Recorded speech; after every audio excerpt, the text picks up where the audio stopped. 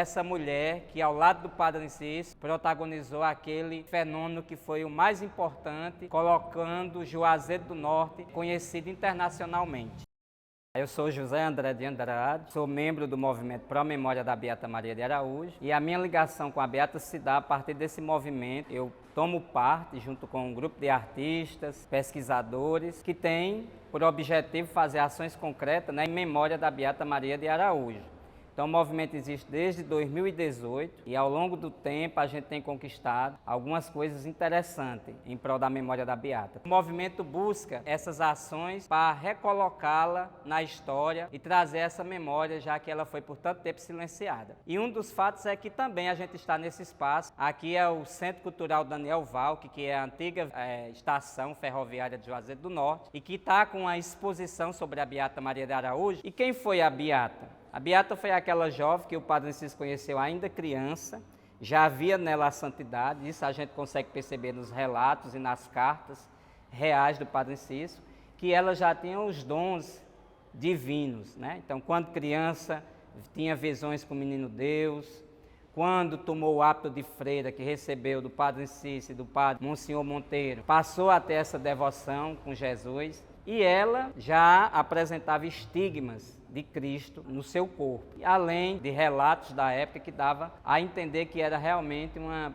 pessoa santificada. Então, o cenário nordestino, principalmente o sertão, onde estava localizado Juazeiro do Norte, o Padre Cícero, inspirado em Padre e Mestre Biapina, desenvolveu seu beatério. Então ele dava a cada beata as funções para resolver problemas sociais cruciais, como a violência, a fome, a orfandade. A beata tinha essa missão de ensinar as crianças órfãos. Num tempo em que morria, a mortandade era imensa. Muitas crianças chegavam nas romarias para serem aqui acolhidas. E a Beata tinha essa missão também de ensinar e cuidar das crianças. Sim, ela era analfabeta, mas ela era autodidata em muitas questões. Ela ensinava artesanato às crianças, ensinava o catecismo. A gente tem também que desconstruir essa imagem que se fez em torno da Beata Maria de Araújo como analfabeta e uma pessoa incapaz. Não, a Beata tinha por si só várias funções, entendia de culinária, de costura, construía mortuários, fazia bonecas de pano, fazia artesanato e contribuía em muito, como muitas outras beatas e beatos que ajudaram o Padre Cícero nessa missão. Então, com as romarias, o grande fenômeno, as primeiras romarias, era para ver a beata e os panos manchados de sangue, que era resultado do fenômeno. A Beata Maria de Araújo, ao lado do Padre Cícero,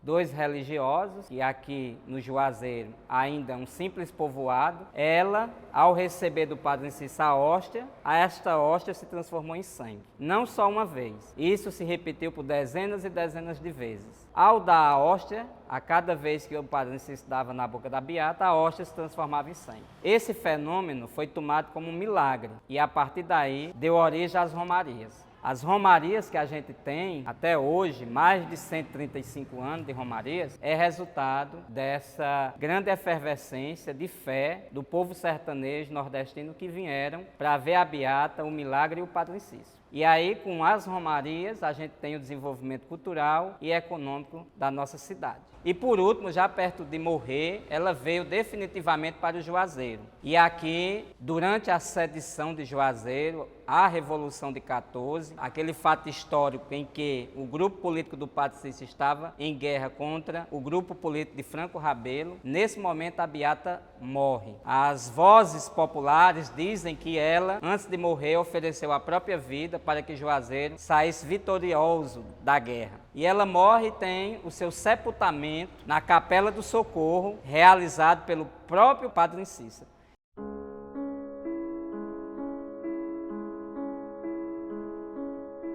O bispo Dom Joaquim, não satisfeito com os relatórios do primeiro inquérito sobre o milagre, nomeou uma segunda comissão, que foi presidida pelo senhor Monsenhor Alexandrino. E, de fato, nessa segunda comissão, o milagre não aconteceu e o Monsenhor Alexandrino questionou a beata porque o milagre não havia acontecido e ela, na sua simplicidade, falou que o padre não estava em estado de graça, o que desagradou muito a figura do Monsenhor Alexandrino, que a agrediu com palmatórias e determinou que ela fosse enclausurada na Casa de Caridade do Crato por no mínimo 6 meses. O bispo, depois que determinou que aquele milagre era um embuste, teve um conjunto de punições que significa esse silenciamento. Além do enclausuramento da beata e da suspensão das ordens do padre Cícero, foram confiscadas as medalhas e orações que eram confeccionadas no período do milagre. Essa questão também dos objetos pessoais da beata, também a gente não tem isso na memória hoje, de certa forma foi apagado da história, e também todo esse conjunto de ideias relacionadas à sua memória.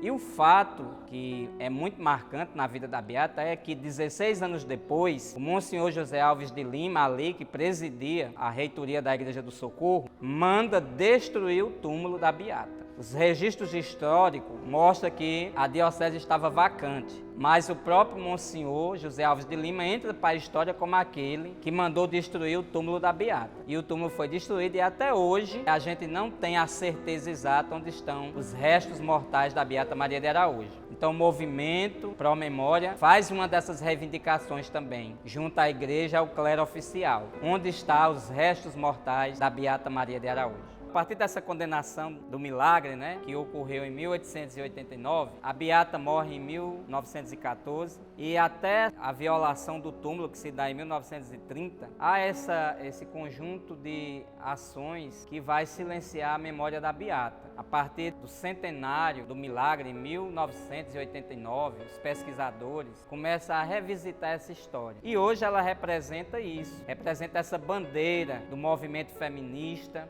representa essa bandeira do movimento negro. É uma mulher que representa principalmente essa luta contra essa colonialidade que é tão colocada hoje como um dos estudos decoloniais. Ao mesmo tempo que desponta, ela está indo contra todo esse poder eurocêntrico que acreditava-se que os santos só estariam na Europa. Os santos estão sim no Nordeste, no Juazeiro do Norte, e o povo romeiro é quem diz que o Padre Cícero e a Beata Maria de Araújo são santos.